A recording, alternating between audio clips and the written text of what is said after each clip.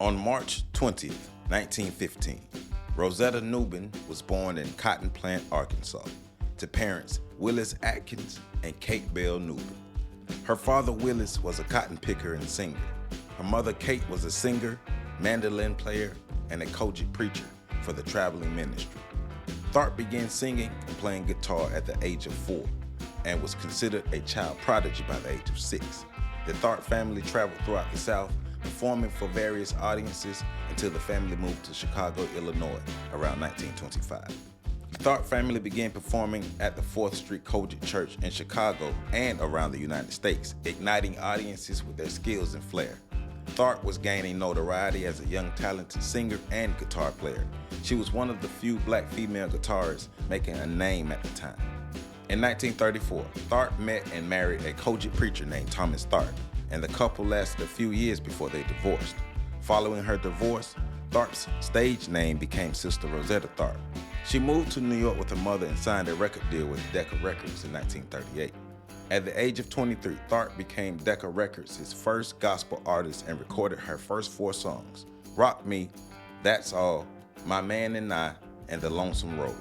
All of her songs became hits, and Tharpe was becoming a household name as a gospel singer, influencing established and up-and-coming artists. Tharpe's song Rock Me is an early influence on what will become rock and roll music. Tharpe herself was inspired by jazz and blues, which can be heard in her music. Because she infused what was considered secular music with the gospel music she made, many churchgoers were turned off by her music, while simultaneously gaining a large following with new fans. As Tharpe's popularity grew, so did her opportunities. She began performing with musical legends such as Cab Calloway and Benny Goodman, and performed at the Cotton Club in Harlem and Carnegie Hall. Her performances and collaborations helped to bring black Southern gospel music to the mainstream. She also helped to set the foundation for rock and roll music to be created. As Tharpe's popularity grew, so did the sexism she faced as a woman playing the guitar. The more music she made, the more Christians became upset with her for infusing secular music with gospel. During World War II, Tharpe was one of 2 gospel performers to record songs on V-Disc for Black American troops abroad. In 1944, Tharpe and pianist Sammy Price recorded the song Strange Things Happening Every Day. The song became a hit and the first gospel song to appear on the top 10 of Billboard's Harlem Hit Parade magazine. Strange Things Happening Every Day is often considered the very first rock and roll record to be recorded. Tharpe's light continued to shine as she toured the United States, exposing more and more people to her unique style of gospel music. In 1946, Tharpe was in New York attending a Mahalia Jackson concert when she discovered a young singer by the name of Marie Knight. Tharpe invited Knight to tour the country with her and record the songs Up Above My Head and Gospel Train.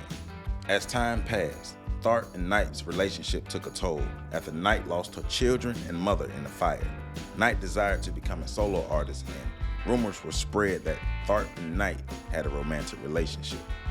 Tharpe married her manager, Russell Morrison, in 1951 and performed at Griffith Stadium in Washington, D.C.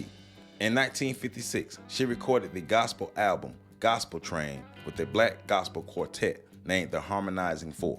In 1957, she was touring the UK for a month with Chris Barber, a British trombonist. In 1964, Tharpe returned to the UK for a gospel and blues tour with Muddy Waters, Otis Spann, Ransom Nolan, Little Willie Smith, Reverend Gary Davis, Cousin Joe, Sonny Terry, and Brownie McGee. Tharpe battled diabetes complications, which caused her to have a stroke in 1970. Following her stroke, one of her legs were amputated. In 1973, Rosetta Tharpe died the day before she was scheduled to record new music. Unknowingly, Tharpe helped to create a new genre of music and inspired generations of future artists. Little Richard, Johnny Cash, Chuck Berry, Elvis Presley, Aretha Franklin, Jerry Lee Lewis, Isaac Hayes, Meatloaf, Neil Sedaka, Karen Carpenter, and Frank Turner are all musicians who have expressed Tharpe's influence on their music. Tharpe was commemorated on a U.S. postal stamp in 1998, posthumously inducted into the Blues Hall of Fame in 2007.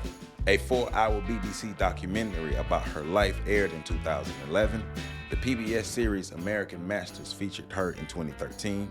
The play, Marie and Rosetta, was created about her time with Marie Knight and debuted in New York in 2016 and was elected to the Rock and Roll Hall of Fame in 2017.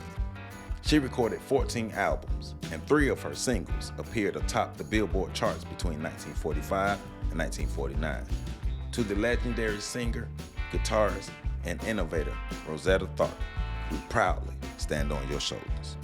For more information, please visit my website at www.ontheshoulders1.com. There, you can support my OTSOG book series. You can also support me on Patreon at patreon.com/OTSOG. And you can also hit the super like button under this video. I love you all, and make sure y'all catch the next video coming up.